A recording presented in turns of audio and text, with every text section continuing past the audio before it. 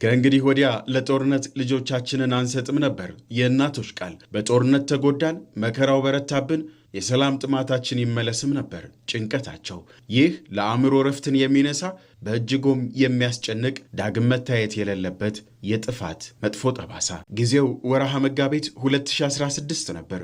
በሰሜኑ የሀገራችን ክፍል ያከባድ ፈተና ሰከን ያለበት በ2013 ዓ.ም በሰሜን እዝ ላይ ጥቃት በመፈጸም የደምና የመከራ ጦርነት እንዲቀሰቀስ ምክንያት የሆነውና ያንን አሰቃቂ ጥቃት መብረቃዊ ጥቃት ሲል ጭካኔውን የኩራት ምንጭ ያደረገው ህገወጡ ኃይል ህወሓት ለዓመታት በኢትዮጵያ ፖለቲካ ውስጥ ለሰፈነው ብልሽት ትልቅ ድርሻ የነበረው ህወሓት ካደረሰው ጥፋት የትግራይ ህዝብ በዘላቂነት ይድናል፣ ኢትዮጵያም ትፈወሳለች በሚል ከፕሪቶሪያ ስምምነት ማግስት ጠቅላይ ሚኒስትር አብይ አህመድ ከትግራይ ህዝብ ጋር የቀጥታ ውይይት አድርገው ነበር። በወቅቱም የመንግስታቸውን ጥረት ለሰላም የሰጡትን ዋጋ ከህዝቡ ተወክለው ለመጡት የትግራይ ተወላጆች እንዲህ ነበር ያብራሩት። ከትግራይ ውጭ ኢትዮጵያ የለም። ይህ አቋም ነው፣ ምንም ግልጽ የለም። ከትግራይ ውጭ ኢትዮጵያ የሚባል የለም። የኛ ፍላጎት ቶሎ ታርቀን ይቅር ተባብለን ቶሎ አስተካክለን ወደ ልማት እንሄዳለን ነው እንጂ እንደዚህ እንደ ጠላት እንቆያለን የሚል ሐሳብ አልነበረም። ከፕሪቶሪያ በኋላ ብዙ ነገር አግኝተናል። ብዙ ነገር ደግሞ ይቀራል። ለምሳሌ ከፕሪቶሪያ በኋላ በጥይት ሰው አልሞተም። ጥሩ ነገር ነው። ይሄ ግን ሙሉ አይደለም። ሙሉ እንዲሆን ነው ከናንተ ጋር ውይይት ያስፈልገው። ወደ ሙሉ እንውሰደው። ይሄ ስምምነት ከሙሉ በላይ እናሳልፈው። እኔ ከልቤ ነው የምነግራችሁ፣ ትግራይ የሚቀየርበት ማንኛውም ነገር ካለ ከምትገምቱት በላይ ደስተኛ ነኝ። ፍላጎቴ ነው። ግን ከትግራይ ወገንም እንደዚያው ትብብር ያስፈልጋል። ነገር ግን ህወሓት የትግራይን ህዝብ ለተጨማሪ ውድመትና ጥፋት ዳርጎ ከታሪካዊ የኢትዮጵያ ጠላቶችና ከዓለም አቀፍ አፍራሽ ኃይሎች ጋር የአራዊት ኪዳን አስሮ አሁንም በህወሓት መዝገብ ውስጥ ሰላም የሚባል ቃል እንደሌለ አስመስክሯል። የትግራይን ህዝብ ለሌላ እልቂት ለመዳረግ የወጠነው የሴራ መንገድ አሁን የተበላ ቆብ ሆኖበታል። ትግራይ ጦርነት እንዲፈጠር ሰፊ ፍላጎት አለ። እምቢ ያልንበት ምክንያት ትርፍ የለውም ብለን አሁንም ለሰላም በራችን ክፍት ነው። ለንግግር በራችን ክፍት ነው። መወያየት የምንፈልገው ሰላም ማምጣት የምንፈልገው በእኛ በኩል ትተን ተጎርተን ለትግራይ ሰላም ከመጣ ፍላጎታችን እሱ ነው። ከጥንስሱም ቢሆን የኢትዮጵያን ታሪክ የመከራ ለማድረግ የጣረው በጣር ላይ ያለው ህገወጡ ህወሓት ባለ አንድ ሐሙስ ወዳጆቹን ይከተላል፣ ጠፍቶ ሊያጠፋም ይፍጨረጭራል።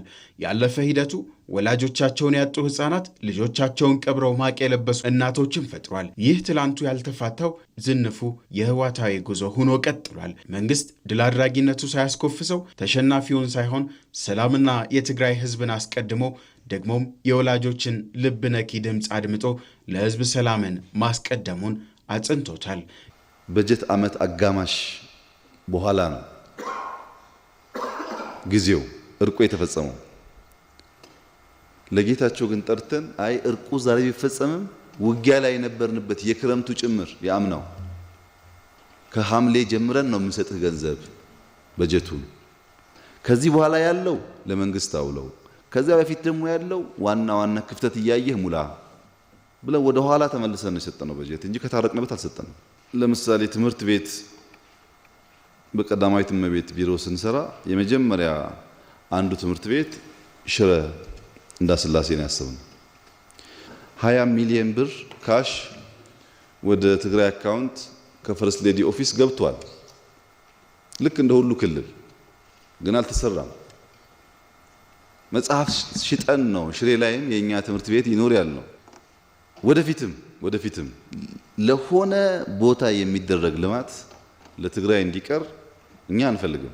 ስልጣንም ይሁን ሀብትም ይሁን ስንዴም ይሁን ከናንተ ውጪ ለብቻ የመጠቀም ፍላጎት የለም።